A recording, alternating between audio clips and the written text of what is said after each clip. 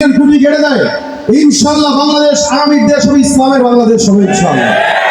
আগামীর বাংলাদেশ যুবকদের জন্য হবে ইনশাআল্লাহ, কোরআনের জন্য হবে ইনশাআল্লাহ। আমরা যাদের মুক্তি পাহারা দিয়েছি তারা যদিও আমাদের কোরআনকে পায়ের নিচে রেখেছে, আমরা বলতে চাই আমাদের কোরআনকে গুটি কয়েক বেঈমান জানোয়ার শুয়োররা যদি পায়ের নিচে রেখে আমার ইসলামকে অবমাননা করার চেষ্টা করে, বাংলার মুসলমান 1 কোটি বাচ্চাদের জন্য ইসলামের পক্ষে জীবন দিতে তৈরি হয়ে যাবে ইনশাআল্লাহ। ঠিক কিনা বলেন? এই আওয়াজ আমাদের মরণ পর্যন্ত থাকবে তো? ওই ময়দানেতে যেতে তোমাকে হবে, প্রয়োজনে সব রক্তটুকু জমিনেই ঢেলে দেবে। ওই ময়দানেতে যেতে তোমাকে হবে, প্রয়োজনে সব রক্তটুকু জমিনেই ঢেলে দেবে। তবুও তোমায় লড়তেই হবে, মানিবে না পরাজয়। তবুও তোমায় লড়তেই হবে, মানিবে না পরাজয়। বিপ্লব মানে জীবন দেয়া, বসে থাকা নয়, সে কোনদিন আসবে না রে, করো যদি ভয়।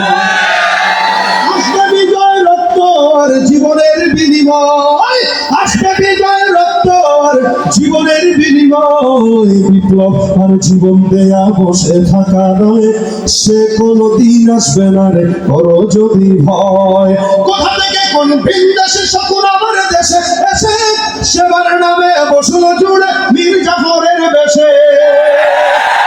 ওদের করতে নাস্তানাবুদ হতে হবে নির্ভয়, ওদের করতে নাস্তানাবুদ হতে হবে নির্ভয়। বিপ্লব মানে জীবন দেয়া, বসে থাকা নয়, সে কোনদিন আসবে না রে, সে কোনদিন আসবে না রে। ধর্মকে আজ পুঁজি করি গাল ভরা বলে দিয়ে, কত যে সুফি খুশিতে মাতাল হাবিয়া তহফাবে। ধর্মকে আজ পুঁজি করি গাল ভরা বলে দিয়ে, কত যে সুফি খুশিতে মাতাল হাবিয়া তহফাবে।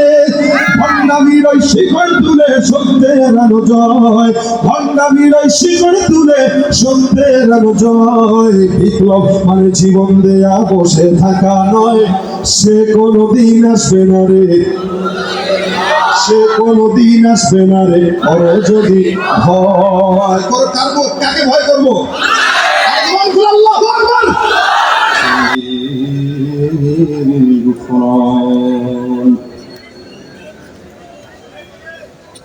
ونشهد أن لا إله إلا الله وحده لا شريك له،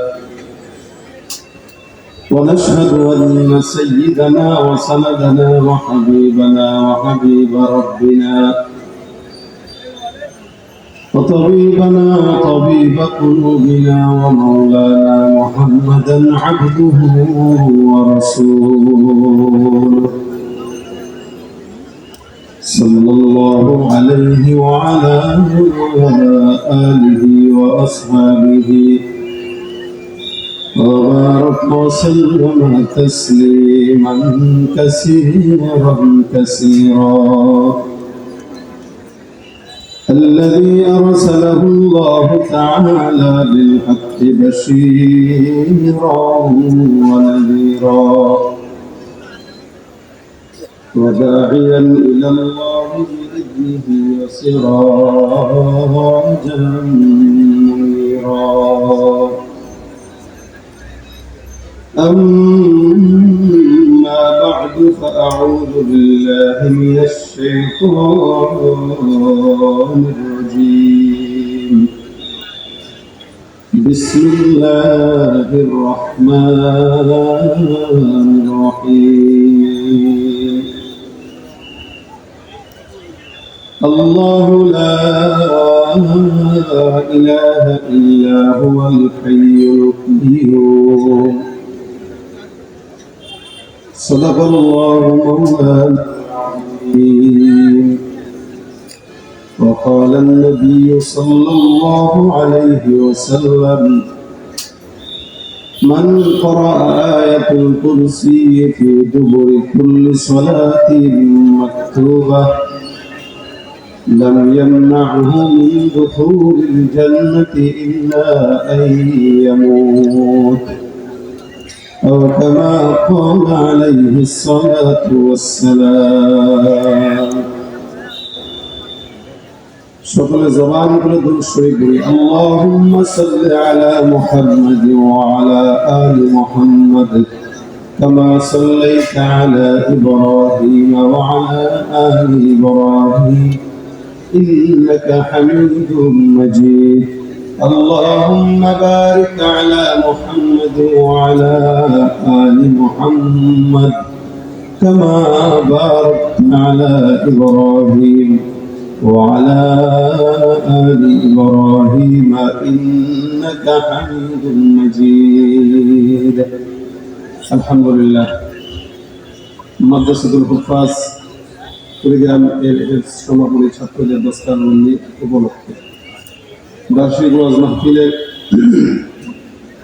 আজকে সম্মানিত সভাপতি মুফতি শামসুদ্দিন কাসমি সাহেব মাদ্দাজিলুল আলী, উপস্থিত আছে আজকের মাহফিলের সম্মানিত প্রধান মেহমান আল্লামা শেখ হাসান জামিল সাহেব মাদ্দাজিলুল আলী সহ দিনপুর ইসলাম ভাইয়েরা। আল্লাহ পাক আমাদেরকে তৌফিক দিয়েছেন, যার কারণে এত চমৎকার একটি আয়োজনে আমরা বসতে পেরেছি। আল্লাহ পাক যেহেতু বসার তৌফিক দিয়েছেন, আমি হযরত আসার আগ পর্যন্ত অল্প সময় মুখতাসার কিছু কথা বলবো। আল্লাহ এই কথার উপর আমল করার তৌফিক দান করুন। আমি আপনাদের সামনে একটি আয়াতে শুরুর অংশ বিশেষ তেলাওয়াত করেছি। এটার উপর ভিত্তি করে দু চারটা কথা বলবো ইনশাআল্লাহ। তার আগে একটু সময় চাই নিচ্ছি, সাউন্ডের ইটা বাড়ানো, মনিটরটা বাড়ানো, মনিটর নাই, আওয়াজ ভিতরে রয়ে গেছে। আল্লাহ পাক যদি তৌফিক দান করে ইনশাআল্লাহ মুখতাসার সময় কথা বলবো। এরপরে হাসান জামিল সাহেব আসবেন, ছাত্র ভাইরা এখানে আছেন এবং বাহিরের ভাইরাও আছেন। যতক্ষণ আমরা থাকবো ততক্ষণ আপনাদের স্বতঃস্ফূর্ত আওয়াজ আমি চাই, দিতে পারবেন? সামনে পিছনে ডানে বায়ে দিতে পারবেন?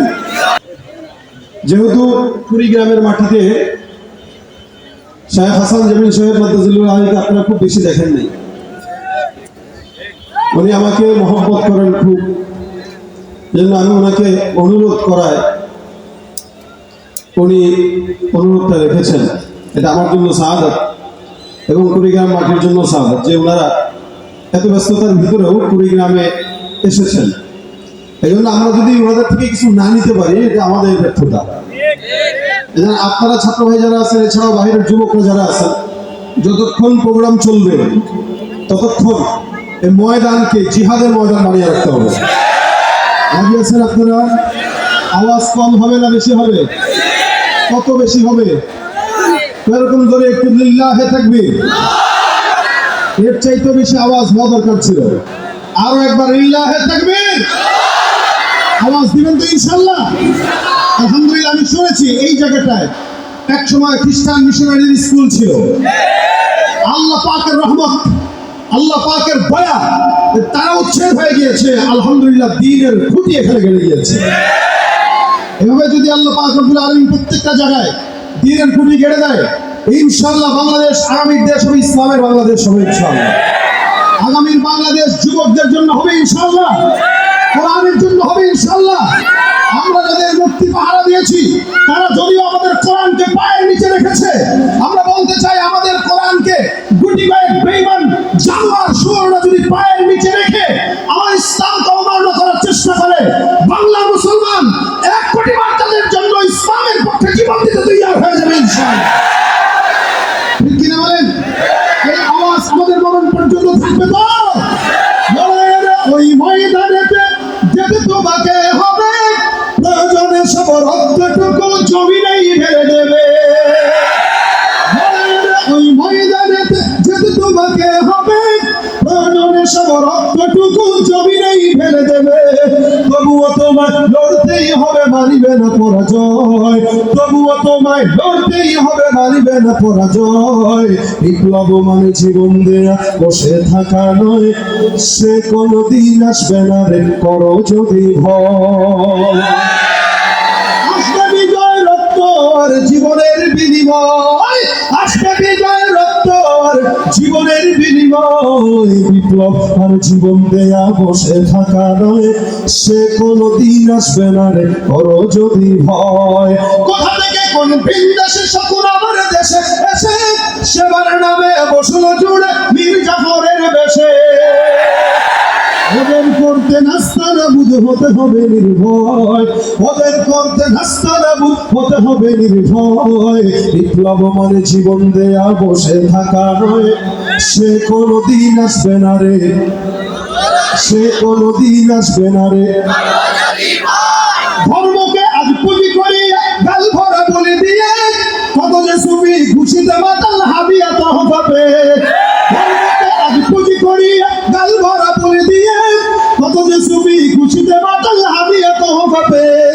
ভণ্ডামির ওই শিকড় তুলে সত্যের আলো জয়, ভণ্ডামির ওই শিকড় তুলে সত্যের আলো জয়। বিপ্লব মানে জীবন দেয়া বসে থাকা নয়, সে কোনদিন আসবে না রে, সে কোনদিন আসবে না রে। ওরে যদি ভয় করবো, কাকে ভয় করবো? আল্লাহ পাকের সৈনিক, এটা আমাদের পরিচয়, আমরা মুসলমান। আমি যদি জিজ্ঞাসা করি এখানে যারা আছেন আলহামদুলিল্লাহ সব ইমানদার, কারণ মাহফিলগুলোতে সচরাচর টুপির যেই একটা ব্যাপার এটা এত থাকে না এখন আর, কারণ এখন মাহফিল আর আগের মতো নেই, চেঞ্জ হয়ে গেছে, মাকসাদও চেঞ্জ, যার কারণে আমলও চেঞ্জ। আলহামদুলিল্লাহ আজকের এই মাহফিলে সব টুপিওয়ালা আলহামদুলিল্লাহ। তার মানে আমরা টুপিওয়ালা যেহেতু আমরা সবাই আল্লাহ পাকের জান্নাত চাই। আপনারা চান তো? একটা হলো আল্লাহ পাকের জান্নাত চাই, আরেকটা হলো জান্নাত দেরিতে চাই না, নগদে চাই। জান্নাতে তো যাবে, এবং মুসলমান যারা আছে ইমানদার সবাই যাবে, তবে কেউ আগে কেউ পরে। লেকিন আমরা যারা এখানে আছি, আমি বিশেষ করে চাই যে আল্লাহ মরার পরে যদি কোনো হিসাব না নিত সোজা জান্নাতে দিতে, মানে সহজ তরিকায় বড়লোক হওয়ার ধান্দা। আচ্ছা, দুনিয়াতে যারা গরিব তারা জান্নাতে বড়লোক থাকবে না? ইনশাআল্লাহ সবচেয়ে বেশি বড়লোক হবে, এবং জান্নাতে যে যাবে এর মতো ধনী আর কেউ হইতে পারে। কিন্তু এই ধনীটা আমরা সহজ পন্থায় হইতে চাই, মানে জান্নাতে মরার সাথে সাথে যেতে চাই। এই যে সাথে সাথে যাওয়া, এই ব্যাপারে রাসূলের হাজারো হাদিস আসছে। জান্নাতে যাওয়ার হাজারো পথ আছে, হাজারো রাস্তা আছে।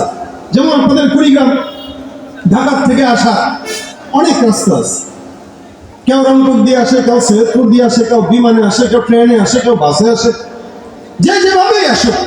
কেউ যদি নিয়োগ করে আমি কুড়িগ্রাম যাব, সে আসতে পারবে, যেই রাস্তায় ধরুন আসতে পারবে। যেমন জামালপুর দিয়া রংবাড়ি দিয়েও কুড়িগ্রামে আসা যায়, আবার এদিক দিয়েও আসা যায়, উপর দিয়েও আসা যায়, স্থলপথ দিয়েও আসা যায়। এরপর কি বলেন আপনি? মোটামুটি রাস্তা মনে করেন 10টা কুড়িগ্রামের আছে। এখন সবচেয়ে চালাক যে নাকি বিমানকে বেছে নিবে, সে 1 ঘন্টায় অথবা সর্বোচ্চ 1.5-2 ঘন্টায় চলে আসবে। আর যে বাসে আসবে সে হয়তো 8 থেকে 9 ঘন্টায় আসবে, যে ট্রেনে আসবে সে হয়তো 10 ঘন্টায় আসবে। কিন্তু মাসার যাদের কুড়িগ্রাম, তারা কুড়িগ্রামে আগে আসবে নয়তো পরে আসবে, আসবে তো আসবে। আমাদের মাসার যেহেতু জান্নাত, আমাদের মাসার যেহেতু জান্নাত, ইনশাআল্লাহ ইমানদারের খাতায় যেহেতু নাম লিখিয়ে ফেললাম, তো জান্নাতে একদিন যাব ইনশাআল্লাহ। আসতে বলবেন আপনাদের আশা নাই জান্নাতে যাওয়ার? ইনশাআল্লাহ যাব। তবে চালাক যে সে একটু সহজে জান্নাতে কিভাবে যাওয়া যায় সেদিকে এই রাস্তাটা খুঁজে। জান্নাতে তো সবাই যাবে, কেউ 1 বছর আগে, কেউ 1 বছর পরে, কেউ 10 বছর আগে, কেউ 10 বছর পরে, কেউ 1 লক্ষ বছর আগে, কেউ 1 লক্ষ বছর পরে। নবী বলেন যদি সাথে সাথে যেতে চাও একটা আমল আছে। আমলটা কি? আল্লাহ রাসূল সাল্লাল্লাহু আলাইহি ওয়াসাল্লাম বলেন, মান ক্বারা আয়াতুল কুরসি ফি দুবুরি কুল্লি সালাতিন মাকতুবা লাম ইয়ামনাহু মিন দুখুলিল জান্নাহ ইল্লা আইয়ামুত। কেউ যদি 5 ওয়াক্ত নামাজের পর ফজর, যোহর, আসর, মাগরিব, ইশা 5 ওয়াক্ত নামাজের পরে, অভ্যাস আছে নামাজ পড়া নাকি? অভ্যাস আছে নামাজ পড়া? আমাদের সমাজের একটা মুশকিল হলো, এই সমাজের মুসলমানদেরকে জুমার নামাজ দেখলে মনে হয় সব মুসলমান ভরা, আর ফজরের নামাজে মুসল্লির দিকে তাকাইলে মনে হয় দেশের নাস্তিক বেঈমান ভরা। কেন? এদেশে ফজরের নামাজে মুসল্লি পাওয়া যায় না, জুমার নামাজে মসজিদে জায়গা দেওয়া যায় না। কথা ঠিক কিনা বলেন? তুমি রমজান এলে রাখো না রোজা, ভিক্ষে করো আঘাত, পয়সা করি নেই তো অভাব, দাও না তুমি যাকাত। ঠিক কিনা? ইমানদারির বড়াই করো নেই তোমার ইমান তুমি ইমানদারির বড়াই করো নেই তোমার ইমান তুমি কেমন মুসলমান তুমি কেমন মুসলমান তুমি নামাজের সাথে নাই পরিচয় মানো না কোরআন নামাজের সাথে নাই পরিচয় মানো না কোরআন তুমি কেমন মুসলমান তুমি সুদের টাকা প্রাসাদ গড় ঘুষ ছাড়ো না দিন দুঃখী না খেয়ে মরে ভাবলে রাখো না তুমি ঘুষকে অবিচার করো ঘুষকে অবিচার করো সাজিয়া প্রধান তুমি কেমন মুসলমান তুমি ना खौफ खुदा दिल में है ना गैरत ईमान कैसे मुसलमान है तुम कैसे मुसलमान मुसलमान नामे ना कामे किशोर हवा चाहिए किशोर हवा चाहिए कामेर हवा चाहिए नामेर ना নামের মুসলমানের অভাব নাই মুসলমান অনেক আছে কিন্তু নামাজের কথা জিজ্ঞাসা করলে কয় ঈদুল আজহার না জানাজার নামাজ আপনারা দেখেছিলেন না ভুলে গেছেন ঈদুল আজহা জানাজার নামাজ এই হলো আমাদের দেশের মুসলমানের হাল নামাজও পড়ে দুর্নীতিও করে নামাজও পড়ে ওপারে দাদা বাবুদের কাছে ইলিশও পাঠায় কিন্তু আমরা গাঁজা ছাড়া কিছু পাই না আমরা তাদের কাছে অনেক কিছু দেই কিন্তু তারা আমাদেরকে দেয় গাঁজা মুসলমান দাবি করার নাম না মানার নাম কিসের নাম মানার নাম আল্লাহ রাসূল বলেন 5 ওয়াক্ত নামাজের পর 5 ওয়াক্ত নামাজের পর কেউ যদি আয়াতুল কুরসি পাঠ করে আল্লাহ পাক তাকে জান্নাতে কেমনে দিবেন রাসূল বলেন লাম ইয়ামনাহু মিন দুখুলিল জান্নাতি ইল্লা আইয়ামুত ও মরবে এই তার দুনিয়া এই তার জান্নাত এই দুনিয়া এই জান্নাত মাঝখানে একটা পর্দা আছে রাসূল বলেন মরবে দুনিয়া থেকে পর্দাটা ছিঁড়বে সোজা জান্নাতে ঢুকে যাবে সোজা জান্নাতে ঢুকে যাবে অর্থাৎ মৃত্যু ছাড়া তাকে জান্নাতে যেতে বাধা দিতে পারবে না কেউ সুবহানাল্লাহ কত বড় আমল একদম আসান তরিকা আমল এই নবী বলেন মান করা আয়াতুল কুরসি ফি দুবুরি কুল্লি সালাতিন মাকতুবা লাম ইয়ামনাহু মিন দুখুলিল জান্নাতি ইল্লা আইয়ামুত নবী করিম সাল্লাল্লাহু আলাইহি ওয়াসাল্লাম বলেন 5 ওয়াক্ত নামাজের পর কেউ যদি আয়াতুল কুরসি পড়ে আল্লাহ পাক রব্বুল আলামিন ওই বান্দাকে মৃত্যু ছাড়া তাকে জান্নাতে প্রবেশ করতে কেউ বাধা দিতে পারবে না আয়াতুল কুরসি এমন একটা আয়াত অনেক মুফাসসিরিন ইকরাম বলেন এটা হলো ইসমে আযম আয়াতুল কুরসি পাঠ করবেন এই কোরআনের ভিতরে সম্মানিত আয়াত হলো আয়াতুল কুরসি এখানে আল্লাহ পাক রব্বুল আলামিন শুরুতেই তার শান বর্ণনা করে দিয়েছেন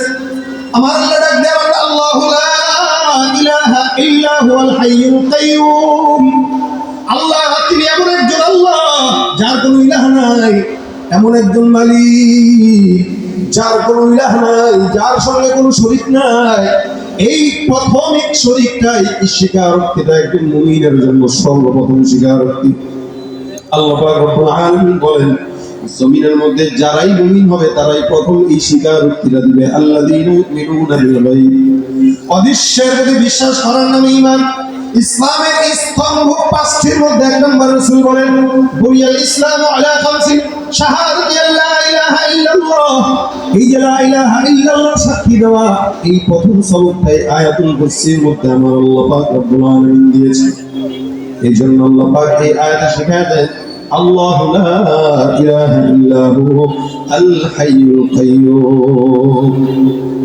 এই জায়গায় আল্লাহ পাক রব্বুল আলামিন প্রথমেই দিন যে একক এই সবকটা বান্দাকে দিয়ে দেয় দুই নম্বরে দুইটা শব্দ ব্যবহার করলেন হাইয়ুল কাইয়ুম আমার পয়গম্বর ডাক দেয়া বলে সাবাস মাইনুল দল জমিনের ভিতরে কেউ যদি ইয়া হাইয়ু ইয়া কাইয়ুম বলে আমার আল্লাহকে ডাক দেয় ওই বান্দা দুইটা নামের উসিলায় যদি কোনো কিছু আল্লাহর কাছে চায় আমার আল্লাহ পাক রব্বুল আলামিন বলে বান্দা আল্লাহ নবী ডাক দেয়া কয় ওই বান্দা ইয়া হাইয়ু ইয়া কাইয়ুম নামের উসিলায় যদি চায় আমার আল্লাহ বান্দার সব মনের নেক মাকাসাদ হাসানাগুলোকে পূরণ করে দেয় তুমি মিটাও সকল চাওয়া, দুদিন আগে পরে তোমার কাছেই সকল পাওয়া, সবই তোমার তরে।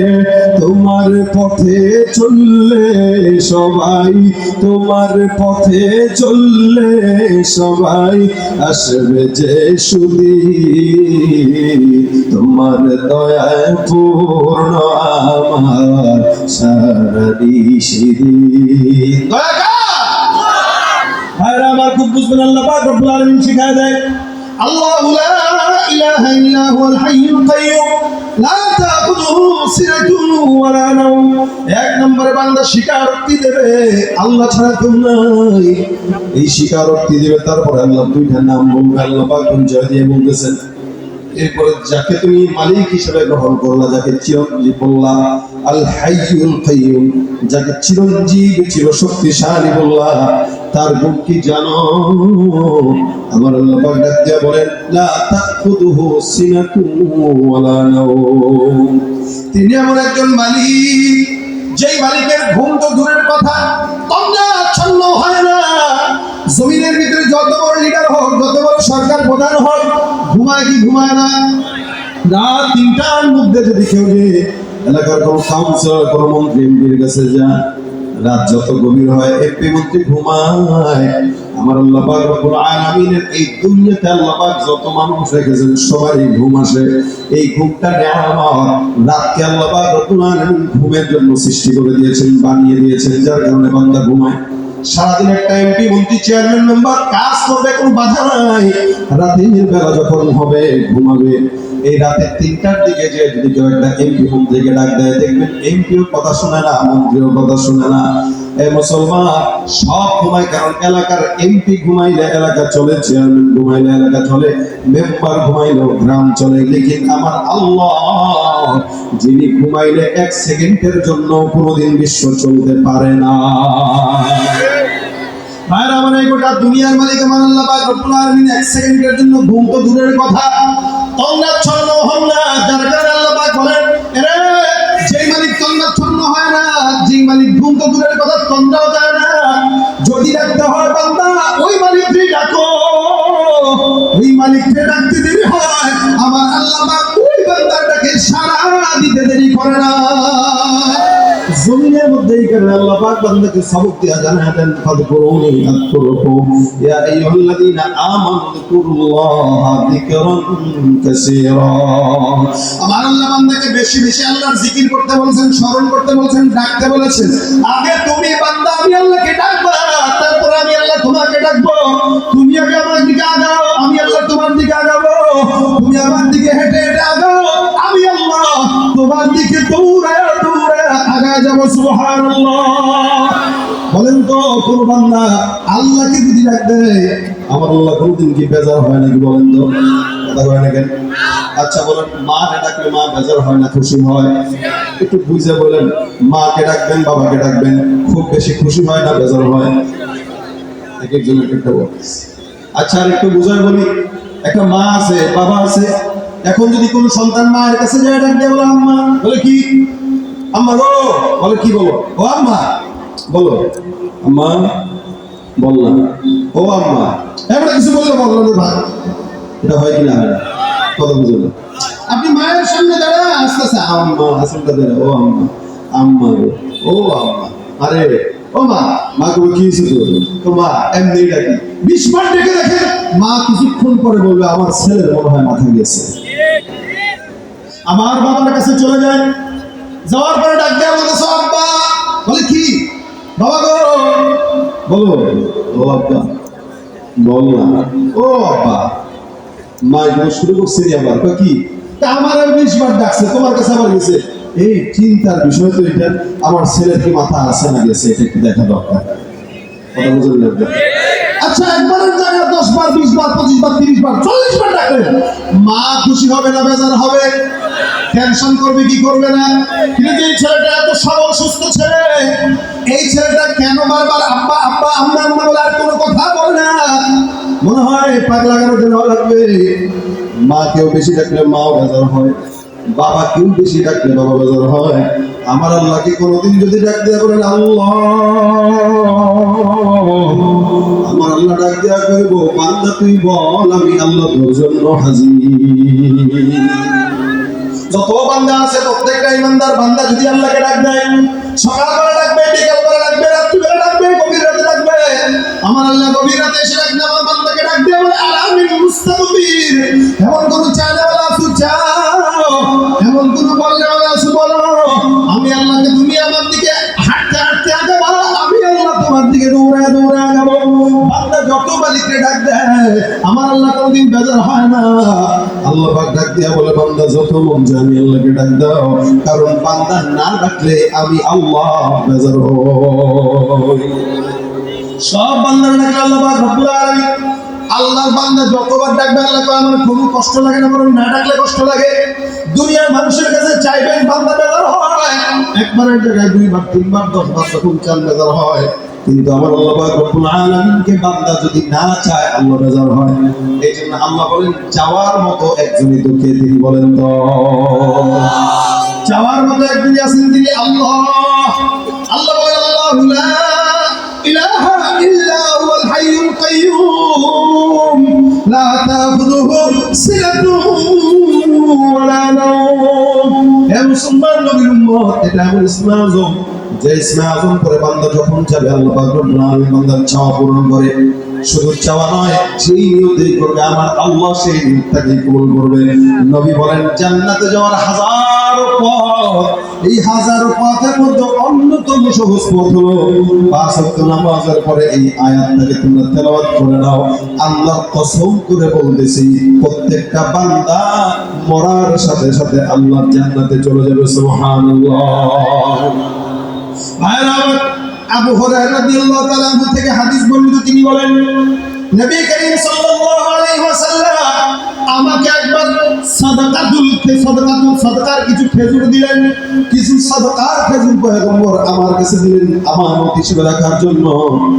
আমি সাদাকার খেজুরগুলো সুন্দর করে আমার ঘরের ভিতরে নিয়ে আমানত রেখে দিলাম, যেটা জনগণের খেজুর, জনগণের মাল সম্পদ পয়গম্বর আমার কাছে দিলেন কেবল রক্ষণাবেক্ষণ করার জন্য। আল্লাহ নবী সাল্লাল্লাহু আলাইহি ওয়াসাল্লাম আমার কাছে দায়িত্ব দিলেন, খুব বুঝবেন। আবু হুরায়রা আমার কাছে আল্লাহর নবী এতগুলো খেজুর দায়িত্ব দিল, যখন নাকি খেজুরগুলো আমি পাহাড় দেওয়া শুরু করলাম, হঠাৎ করে তাকায় দেখি রাতের বেলা একটা চোর আমার ঘরের মধ্যে হাজির হয়ে গেছে। ও ওই খেজুরের স্তূপ থেকে কিছু খেজুর নেওয়ার জন্য রেডি হয়ে গেছে। বিশাল বড় একটা ব্যাগ নিয়ে আসছে, আর ব্যাগের ভিতরে ওই খেজুরগুলো নিয়ে নিয়ে ভরার জন্য চিত একদম প্রস্তুত হয়ে গেছে। আবু হুরায়রা রাদিয়াল্লাহু তাআলা আনহু বলেন আমি যখন চোরকে দেখলাম, আমি চোরকে ধরে ফেললাম, আমি তাকে বললাম এই চোর, তুমি আমার ঘরে খেজুর চুরি করার জন্য আসছো, আজকে তোমাকে আমি পয়গম্বরের দরবারে নিয়ে যাব, চলো যাই আমার পয়গম্বরের কাছে তোমাকে ধরে নিয়ে যাই। মনে রাখবেন চোর যদি সমাজের মধ্যে চুরি করে, চোরের একটা খারাপ অভ্যাস হলো কিয়ামত পর্যন্ত চুরি করবে, যতবার চুরি করে ততবার কয় ভাই আর জিন্দেগিতে করবো না, ঠিক কিনা? এটা চোরের স্বভাব। এই ভাই দাঁড়া দাঁড়া ভিডিও করতে, চোরের স্বভাব হলো, আর এদিকে ছাত্ররা একটু নিরিবিলি দাঁড়ায় থাকে। চোরের স্বভাব হইল যতবার চুরি করে ততবার কয় কি আর করবো, আমার দিকে দেখেন। চোরের স্বভাব যতবার চুরি করবে আর করবে না। 100 বার চুরি করার পরেও যদি ধরা খায় সে বলবে কি এটা আমার শেষ ভাই, আর জিন্দেগিতে করবো। কিন্তু মুশকিল একটা আছে, আমার দেশে তো একটা মনে করেন যে এখানে বসে রয়েছেন না, এখানেও কিছু চোর থাকতে পারে। বুঝলেন না কথা? সব চোর কি মসজিদে নামাজের জন্য যায়? কথা কথা নামাজের জন্য যায়। কিছু চোর জুতা চুরি করার জন্য তো যায়, কিছু চোর মোবাইল চুরির জন্য এখানে আসছে। দেখবেন যাওয়ার পথে আপনার মোবাইলটা পকেট থেকে চুরি করে নিয়ে গেছে, থাকতে পারে না?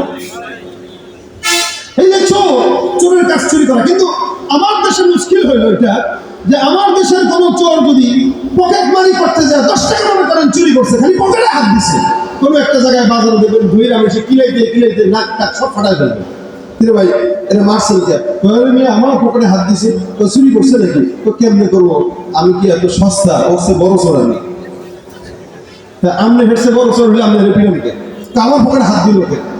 তার মানে 5 টাকা চুরি করতে পারে নাই, পিটাইতে নাক ফাটাই ফেলতে থাকতেছে, কিন্তু এই সমাজে রন্ধে রন্ধে কোটি কোটি টাকা চুরি করেন ওরা চোর বসবাস করে, যাদেরকে দেখলে পিতা কত দূরের কথা 100 বার সালাম দেয়। এই দেশে যাদের হাতে যায় ক্ষমতা দেশ যেন বাপের ভিটা, রাখতে চেয়ার শুরু করে বিদেশিদের পাচাটা। যাদের হাতে যায় ক্ষমতা দেশ যেন বাপের ভিটা, রাখতে চেয়ার শুরু করে বিদেশিদের পাচাটা।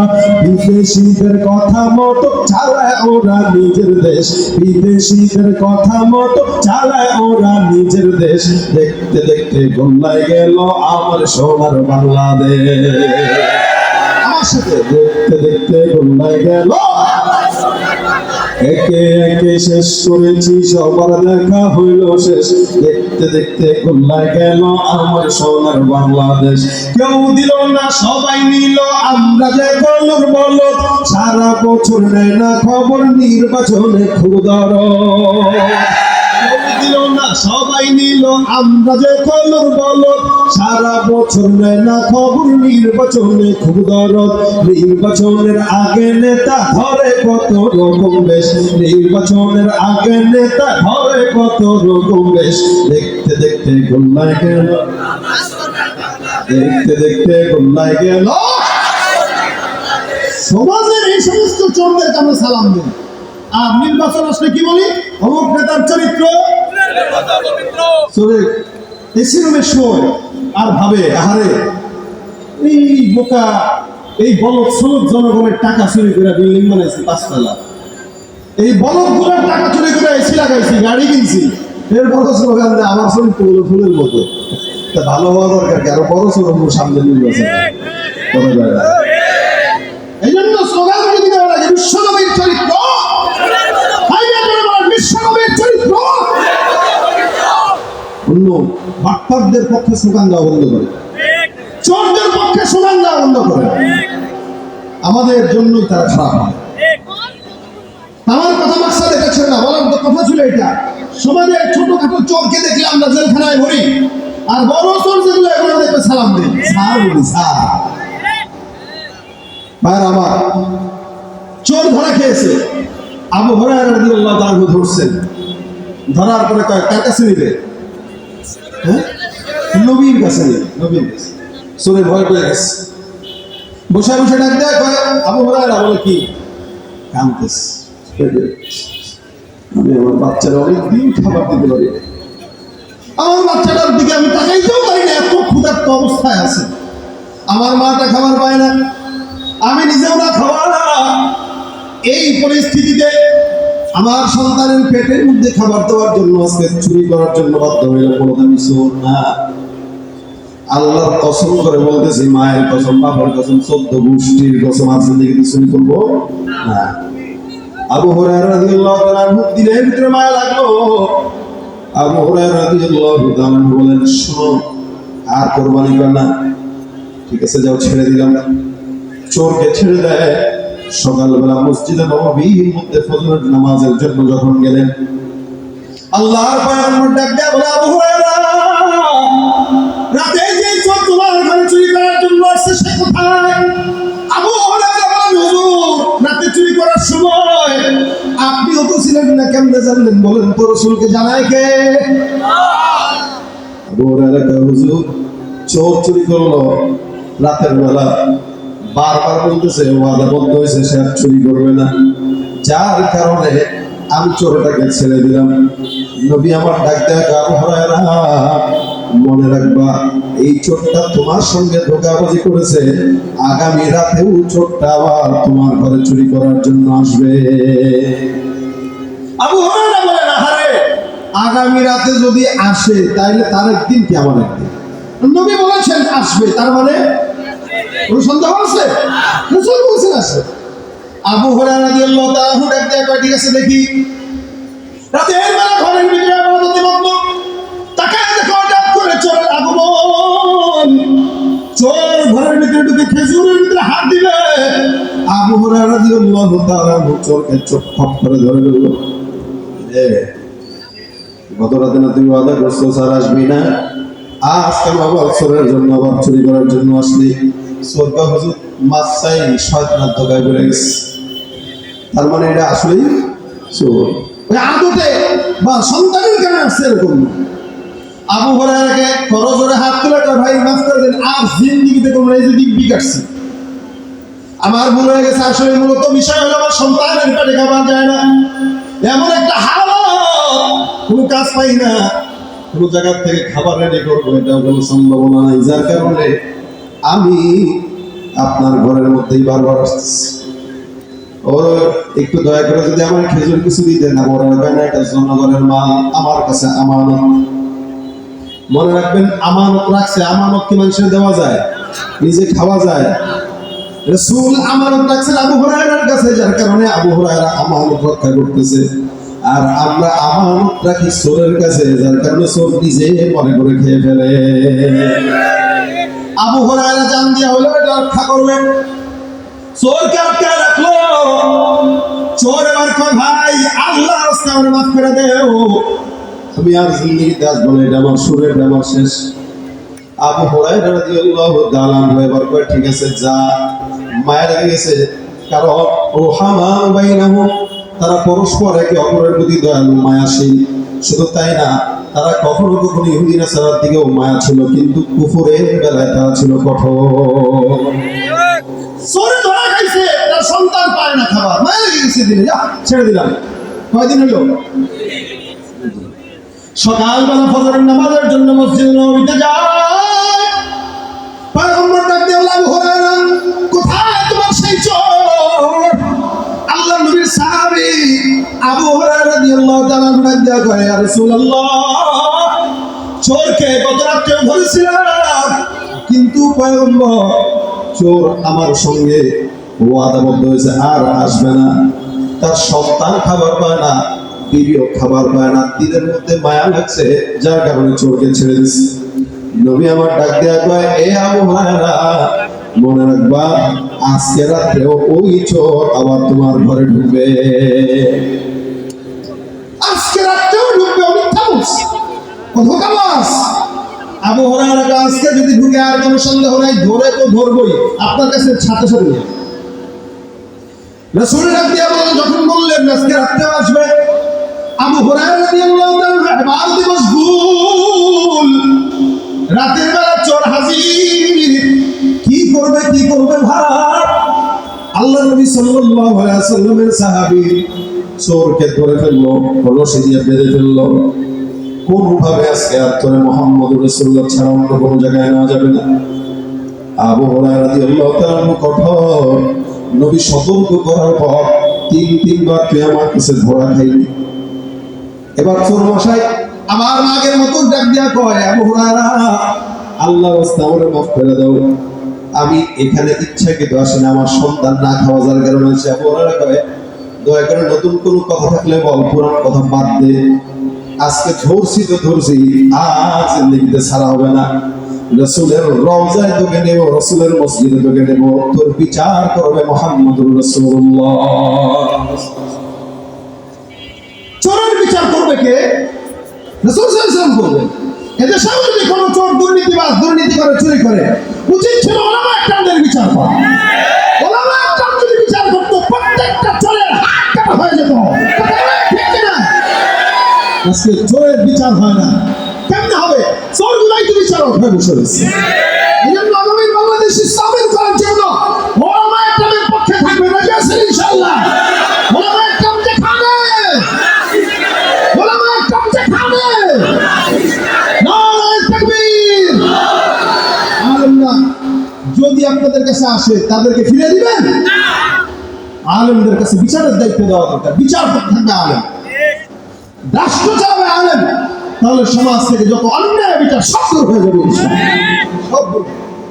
রাসূল বিচার করতেন চোরের, চোর যখন জানলো নবী বিচার করবে, চোরের মাথা গরম হয়ে গেছে, গলা গরম হয়ে গেছে, হাত তো কাটবে আসছে।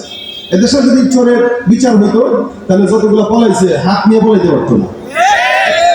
লুলা হতো লুলা। আমেরিকা দিল্লিতে যা আল্লাহ নবীজির নাম, ঠিক না? ওছাড়া উপায় আছে কোনো? চুরির আইন যদি থাকতো, আল্লাহ নবীজির গানের সুর ধরা লাগতো। এখনো যারা যদি কেউ সাহস করে, ভবিষ্যতেও যদি কেউ সাহস করে, আর আইন যদি পাশ হয়ে যায় হাত কাটা, চোর পুরুষ হোক নারী হোক হাত কাটা। চোর রে কয় চোর, আর মাইয়া রে কয় চুরলি। কি কয়? চুরলি। অসারিকু অসারিকাতু, চোর চুরলি। চুরি করবে তো কি কাটা? বাস খালাস। আবু হুরায়রা যখন বলছে রাসূলের কাছে আজকে নেবই, অত ভয় পেয়ে তলা গরম হয়ে গেছে, যদি আল্লাহ যদি হাত থেকে দেয় তো শেষ। বসে বসে সাইড থেকে গেল, কোনো লাভ নেই, দৌড়ছি কষ্টে দৌড়ছি, তোর চলে গেছে নিতে, তুই বাটপার। এখন চোর একটু মাথা কাটাইছে, কেমনি? বুঝছি আবু হুরায়রার দুর্বলতা কোন জায়গায়, বুঝলেন? আবু হুরায়রা রাদিয়াল্লাহু তাআলা একজন সাহাবী, যিনি সবচেয়ে বেশি হাদিস বর্ণনা করেছেন, এবং তিনি ইলমের প্রতি তার এত লোভ ছিল, ইলমের জন্য মসজিদে নববীর গেটে বসে থাকতেন এবং ক্ষুধার তাড়নায় গড়াগড়ি করতেন। যেখানেই ইলম ছিল ওখানেই ছুটে যেতেন। এটা আবু হুরায়রার দুর্বলতা। চোর ভালো করে জানে আবু হুরায়রার দুর্বলতাটা কোথায়, ওই দুর্বল জায়গায় হাত দিয়েছে। আবু হুরায়রা বলে, কি বল? আমি তোমাকে একটা কোরআন থেকে আমল দিব, তুমি শিখবা। কে বলতেছে? চোরে বলতেছে, চোরে। আমি তোমাকে কোরআন থেকে একটা আমল দিব, তুমি শিখবা। আবু হুরায়রা কয়, কি আমল? তুই আমার কোরআনের আমল শিখাবি, কোরআনের আয়াতের আমল শিখাবি, সবক দিবি? হ্যাঁ। ও বাপরে, চোরের দিছি, ইমান তো ঠিক আছে, খাঁটি ইমানদার। চোরের ইমান আছে, কারণ চোর শিক্ষা দিবে। আবু হুরায়রা তুই আর ঠিক আছে শিখা, শর্ত আছে তো। কি শর্ত? আমি তোমাকে শিখাবো, তুমি আমাকে ছেড়ে দিবে।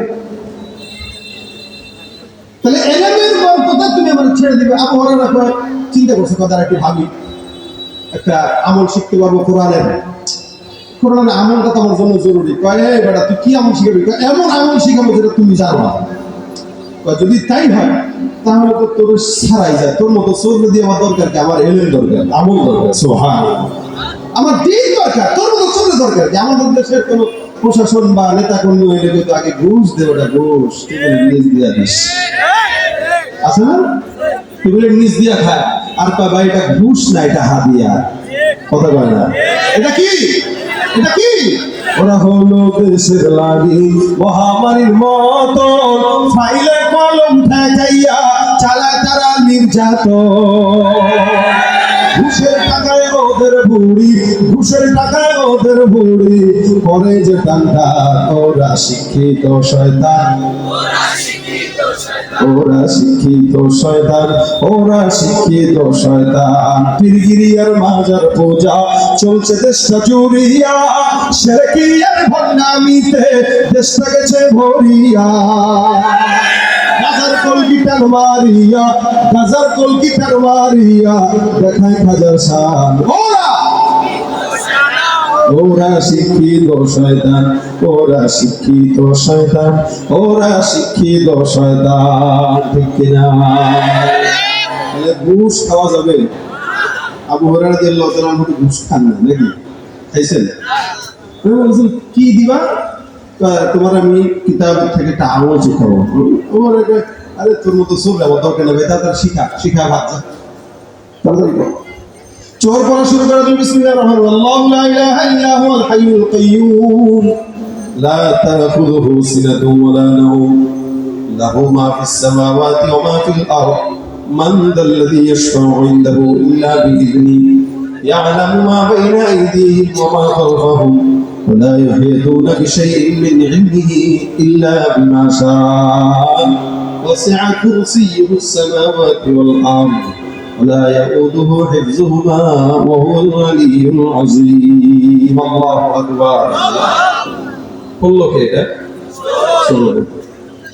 আবু হুরায়রা কি বলছো? ডাক দেয়া বলে, শোনো আবু হুরায়রা, যে আয়াতটা পড়লাম এই আয়াতটা এত দামি আয়াত, তুমি যদি রাতের বেলা তেলাওয়াত করো তাহলে সকাল পর্যন্ত আমার আসমানের মালিক তোমাকে সকল প্রকার শয়তান জিন্নাত থেকে হেফাজত করবে, এবং আল্লাহ পাক সারা রাতের জিম্মাদারি আল্লাহর কুদরতের কাছে নিয়ে নেবে।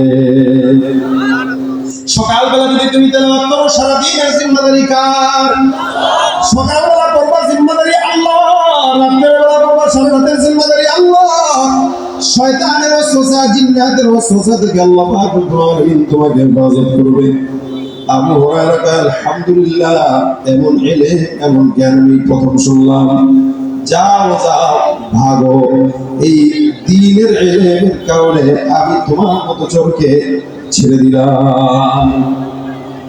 সকালবেলা পয়গম্বরের দরবারে হাজির। নবী আমার ডাক দিয়ে বলে, আবু হুরায়রা, ওই যে রাতের বেলা যে চোর ধরে নিয়ে আসার কথা ছিল, কোথায়? আবু হুরায়রা দেখা, হুজুর ঘটনা ঘটে গেছে। চোর মশাইরে একদিন, 2 দিন, 3 দিন তো আটকায় রাখছিলাম, কিন্তু গত 2 বার বউর কথা বলা, বিবির কথা বলা, এই হ্যান বলা পার হয়েছে। গত রাত্রিতে আমাকে একটা টোপ লাগাইছে। কি টোপ? বলা, আমার একটা আমল শিখাইছে, ওই আমলের কারণে আমি ওই চোরকে রাতের বেলা ছেড়ে দিয়েছি।